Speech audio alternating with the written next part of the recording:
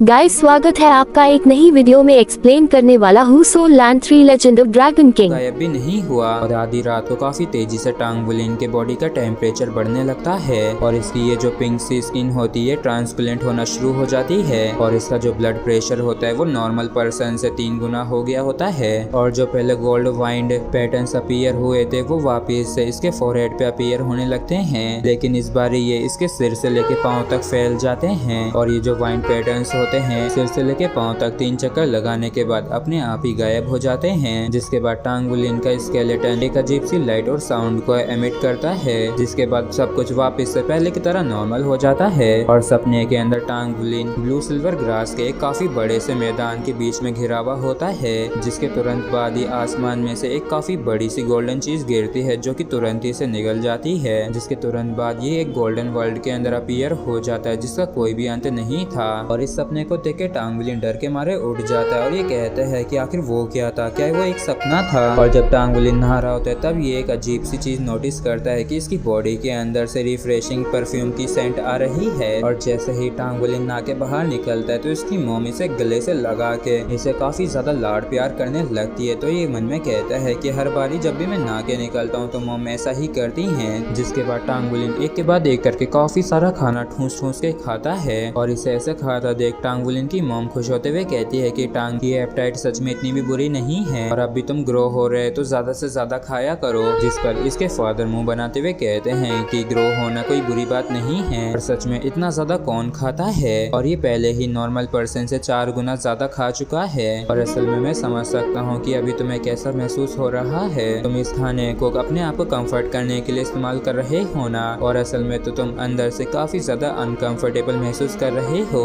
जबकि इस तरफ टांगबुलिन को इनकी बातों से कुछ भी समझ में नहीं आता और ये कहता है कि आखिर आप ये किस बारे में बात कर रहे हैं। जिस पर टांगजी कहता है कि फादर तुम्हारे ऊपर प्रेशर को समझ सकते हैं तो तुम्हें सच में एक सोल मास्टर बनने की कोई जरूरत नहीं है और ना ही तुम्हें सोल मास्टर क्लास जाने की जरूरत है, क्योंकि एक नॉर्मल क्लास भी तुम्हारे लिए काफी होगी। जिस पर टांगबुलिन कहता है कि मैं सोल मास्टर क्लास जाना चाहता हूँ। मैं जानता हूँ कि मेरी सोल पावर काफी ऑर्डिनरी है और मुझे काफी सारे चैलेंजेस का भी सामना करना पड़ेगा, लेकिन मुझे रोकने के लिए इतना काफी नहीं होगा और मैं डेफिनेटली एक सोल मास्टर बन के रहूंगा और एक सोल मास्टर के रूप में मैं काफी सारे पैसों को कमाऊंगा, जिसके बाद मैं आप दोनों के लिए ही काफी अच्छा खाना खरीदूंगा। और टांगबुलिन की इस बात को सुन के ये दोनों ही काफी ज्यादा इमोशनल से हो जाते हैं और अगर कोई सोल मास्टर बन जाता है तो वो सेकेंडरी इंस्टीट्यूशन के अंदर एंटर कर सकता है फ्यूचर की तैयारी के लिए। और टांगबुलिन की जो सोल मास्टर क्लास है उसमें टोटल 15 स्टूडेंट्स हैं और क्योंकि इनकी सिटी इतनी छोटी है तो नॉर्मली हर क्लास के अंदर इतने ही बच्चे होते हैं, इसलिए ये बच्चे टांगबुलिन के क्लासमेट होने के साथ साथ साथी भी हैं। और अब टांगबुलिन की एक नई जर्नी शुरू होने वाली है और जब टांगबुलिन क्लास के लिए काफी खुश होकर लिए जा रहा होता है तभी एक टापर इसे रोकते हुए कहता है कि क्या तुम भी सोल मास्टर क्लास से ही हो, लेकिन तुम्हारा सोल एसेंस क्या है। जिस पर टांगबुलिन इसे अपनी ब्लू सिल्वर ग्रास दिखाते हुए कहता है कि मेरी soul essence blue silver grass है और ये उसी कैटेगरी को बिलोंग करती है जो कि टांगसेफ के ग्रैंड मास्टर की थी। और ब्लू सिल्वर ग्रास को सुनते ये छोरा काफी जोर जोर से हंसने लगता है और टांगबुलिन का मजाक उड़ाते हुए कहता है कि तुम्हारी ये तो कितनी बेकार सी सोल एसेंस है। और इसे ऐसे हंसते देख टांगबुलिन को बुरा लगता है और ये कहता है कि क्या तुम्हें इतना जोर से हंसने की कोई जरूरत भी है क्या, और क्या तुम्हारी सोल एसेंस मुझसे भी बेहतर है। जिस पर ये बंदा अपनी मार्शल सोल को दिखाते हुए कहता है कि देख के ऐसा लगता है कि तुम मेरे सोल एसेंस के अंदर काफी ज्यादा इंटरेस्टेड हो। मेरी सोल एसेंस एक नाइफ है जो कि 5th रैंक की है और जब फ्यूचर में मैं कल्टीवेट करके डुओलो रैंक पे पहुंचूंगा तो मुझे इनविंसिबल नाइफ गॉड डुओलो कहा जाएगा। और इस बात को सुनकर टांगबुलिन इसकी तारीफ करते हुए कहता है कि ये तो वाकई में काफी कूल है। जिस पे ये बंदा टांगबुलिन को धमकाते हुए कहता है कि हाँ बिल्कुल, अगर हम दोबारा मिले तो मैं तुम्हारे छोटे छोटे टुकड़े कर दूंगा, बिल्कुल वैसे ही जैसे कि एक शेफ सब्जी काटता है। और क्या तुम भी अपने छोटे छोटे पीस करवाना चाहते हो, और तुम्हारी जो सोल एसेंस है वो मेरे सामने आने के भी काबिल नहीं है। और क्या तुम्हें मेरी बात समझ में आ गई। जिस पर टांगबुलिन कहता है कि हाँ मैं समझ गया। और ये बच्चा टांगबुलिन के ऊपर ऐसा गुस्सा हो रहा होता है जैसे कि टांगबुलिन को कच्चा ही चबा जाएगा और ये कहता है कि मैं सबसे बेस्ट हूँ और मैं अपनी नाइफ स्किल को तब तक ट्रेन करूंगा जब तक कि मेरी ये स्किल्स टॉप रेटेड शेफ की नहीं हो जाती हैं। और फिर ये छोरा काफी खुश होते हुए यहाँ से जाने लगता है। तो टांगबुलिन से देखते हुए मन में कहता है कि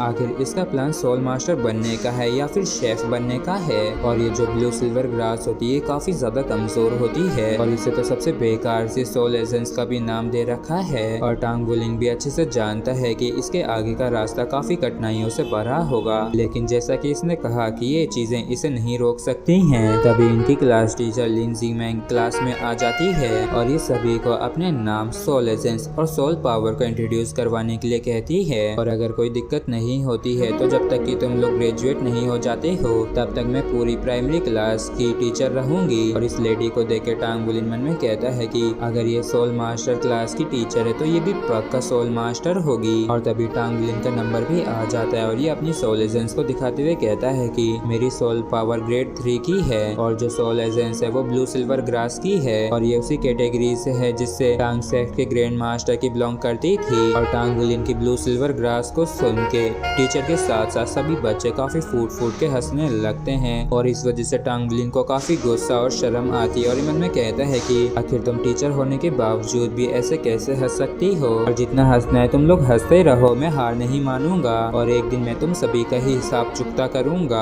और फिर लिंजी मैंग कहती है कि चलो और ज्यादा मजाक नहीं और चलो अब हम अपनी क्लास के फर्स्ट लेसन को शुरू करते हैं और मैं सबसे पहले सोल एजेंस के डिफरेंट क्लासिफिकेशन के ऊपर बात करूंगी और आफ्टरनून में तुम लोगों को गाइड करके बताऊंगी कि कैसे सोल पावर को ट्रेन करना चाहिए। और ये जो सोल एजेंस है ये 2 टाइप्स में क्लासिफाई हो रखा है जो कि वेपन और एनिमल टाइप से है। और अगर तुम लोग इसकी सोल पावर को इस्तेमाल करके बीस्ट में ट्रांसफॉर्म हो जाते हो तो ये बीस्ट सोल्स होती हैं, क्योंकि इसके अंदर तुम लोग ट्रांसफॉर्म होके बीस्ट जैसे हो जाते हो। जबकि जो वेपन सोल होती है ये वो होती हैं जो कि लाइफ एनर्जी को इस्तेमाल करके अपीयर होती हैं और इन्हें ही सोल वेपन्स कहते हैं। और ट्रेनिंग करके तुम लोग अपनी सोल पावर को बढ़ा सकते हो और एक बार जो ये 10th ग्रेड तक पहुंच गई तो तुम एक सोल मास्टर बन जाओगे। और टांग वुलिन काफी ध्यान से इन सारी चीजों को सीख रहा होता है और लिंजी मैंग कहती है कि सोल मास्टर्स 2 टाइप्स में क्लासिफाई हो रखे हैं जो कि वेपन सोल मास्टर्स और एनिमल सोल मास्टर्स हैं। और जो लोग कॉम्बैट फाइटिंग को इस्तेमाल करके अपनी सोल पावर को ट्रेन करते हैं इन सोल मास्टर्स को कॉम्बैट मास्टर्स कहते हैं, जबकि जो ट्रेनिंग के लिए स्पीड वेपन्स का इस्तेमाल करते हैं उन्हें वेपन मास्टर्स कहते हैं।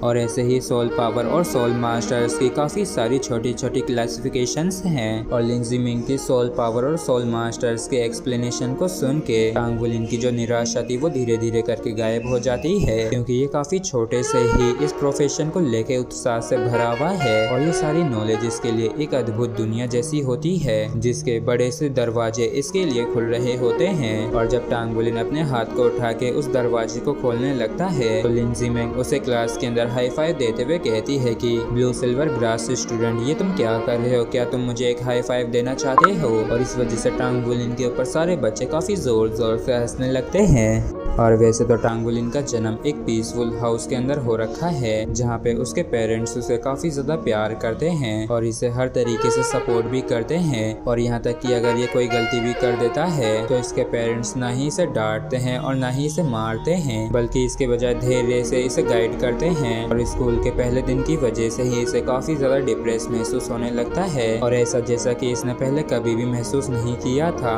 और ज्यादातर समय इसके क्लासमेट्स इसका मजाक उड़ाते रहे और इस पे हंसते रहे और मुश्किल से ही इसकी टीचर इसके पास आई, जबकि ये तो बाकी के स्टूडेंट्स को गाइडेंस देती है और इसके सारे क्लासमेट्स इसे लिटिल ग्रास क्लासमेट के नाम से चिढ़ाते हैं। और टांग वुलिन मन में कहता है कि डैड ने एक बार ही कहा था कि सफलता 90% हार्ड वर्क और 1% टैलेंट का नतीजा होती है, लेकिन अब जब मेरी सोलर सेंस इतनी अच्छी नहीं है तो मैं किसी और से कहीं ज्यादा हार्ड वर्क करूंगा और एक न एक दिन में एक फेमस सोल मास्टर बनूंगा। और जब टांग वुलिन घर लौट रहा होता है तब इसके पेट में गुड़गुड़ हो रही होती है और मन में कहता है कि आखिर आज मुझे क्या हो गया और आखिर क्यों मुझे इतनी भूख लग रही है। और स्कूल लंच फ्री था इसलिए मैंने काफी ज्यादा खाया, लेकिन ना जाने क्यों अब भी मेरा पेट नहीं भरा है और यहाँ तक कि मुझे एक बेकार सा निकनेम भी मिल गया है। और फिर हमें लंच का टाइम दिखाया जाता है जहाँ पे टांग वुलिन ठूस ठूस के खा रहा होता है, जहाँ पे इसके क्लासमेट इसे और भी ठूस ठूस के खाने के लिए चीयर कर रहे होते हैं और वो कहते हैं कि क्या ये लिटिल ग्रास क्लासमेट इतना ज्यादा खा सकता है और ये 7वीं बार खा रहा है। और चलो भी तुम कर सकते हो, मैं अपना भी तुम्हें दे दूंगा।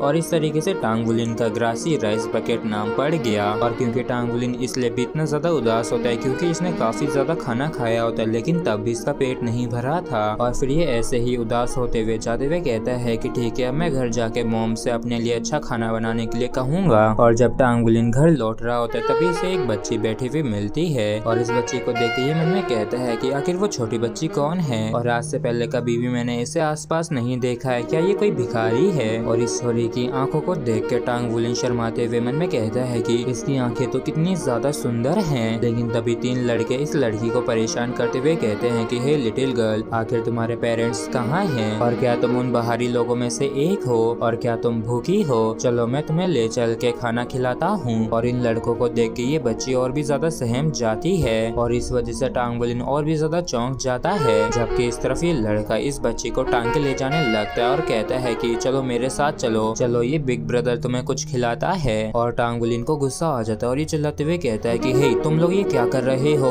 उस बच्ची को छोड़ दो, तुम लोग उसे ऐसे ही नहीं ले जा सकते हो। और इस वजह से इन लड़कों को गुस्सा आ जाता है और इनमें से एक टांगवुलिन को पीटते हुए कहता है कि इसी से तुम्हारा कोई भी लेना देना नहीं है, तो यहाँ से तुम दफा हो जाओ। और तुम्हें क्या लगता है कि तुम ये क्या कर रहे हो। जिस पर टांगवुलिन वापस से खड़ा होकर इन्हें रोकते हुए कहता है कि तुम लोग बस इसे नहीं ले जा सकते हो। जिस पर एक बंदा टांगवुलिन को चाकू दिखा के कहता है कि पिद्दी क्या तुम मरना चाहते हो और क्या तुम जानते हो कि ये क्या है। और चाकू को देख के एक बारी के लिए टांगवुलिन भी चौंक जाता है, जिसके बाद ये कहता है कि तुम लोग अब भी इस बच्ची को नहीं ले जा सकते हो, मैं एक सोल मास्टर हूँ और मैं तुम लोगों से बिल्कुल भी नहीं डरता हूँ, इसलिए तुम लोगों के लिए बेहतर होगा कि इस बच्ची को जाने दो। जिस पर ये बंदा कहता है कि तुम तो काफी ज्यादा इंटरेस्टिंग हो, तो लिटिल हीरो तुम इसके सामने शो ऑफ करना चाहते हो। लेकिन तभी पीछे से इसका एक बंदा इससे कहता है कि ये पिद्दी बायोग्राफी मेमोरियल पगोड़ा के अंदर रजिस्टर हो रखा है और अगर इसे कुछ भी होता है तो फेडरल गवर्नमेंट इस मसले के तह तक जाएगी और जब ऐसा होगा तब हमारे लिए काफी मुसीबतें खड़ी हो सकती हैं। और फेडरल गवर्नमेंट का सुन के ये चाकू वाला बंदा डर सा जाता है और ये अपने साथियों के साथ यहाँ से जाते हुए कहता है कि लड़के तुम काफी ज्यादा लकी हो। और इन सभी के चले जाने के बाद टांगवुलिन इस बच्ची के पास आके कहता है कि वो लोग जा चुके हैं तो तुम चिंता मत करो, मैं तुम्हें प्रोटेक्ट करूंगा।